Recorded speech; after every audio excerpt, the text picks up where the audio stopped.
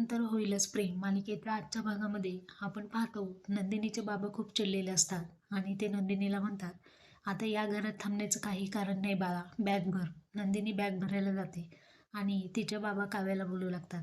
तेव्हा काव्याला बोलत असतानाच मानिनी काव्याच्या बाजूला येऊन ढाल भरून उभी राहते. मानिनी काव्याच्या बाजूने बोलू लागते, तुम्ही दिलेल्या संस्कारांवरती माझा 100% विश्वास आहे. काव्याने सांगितलं नाही कारण तिने स्वतःच्या आधी लोकांचा विचार केला, घरातल्या कुटुंबाचा विचार केला.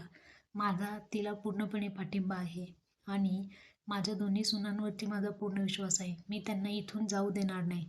तर बॅग भरायला आलेल्या नंदिनीला समजवण्यासाठी जेव्हा रूममध्ये येतो, जेव्हा म्हणतो, अगं ही आपली खोली आहे, आपल्या गप्पा, आपली कविता, मला कुशीत तुझ्या रडायचं आहे, सुखदुःख मी कोणासोबत शेअर करू, असं तो म्हणत असतो. परंतु नंदिनी काही ऐकत नसते. जेव्हा मात्र तिला पोटतिडकीने समजावून सांगत असतो की माझं फक्त तुझ्यावरतीच प्रेम आहे नंदिनी, समजून घे, परंतु नंदिनी काही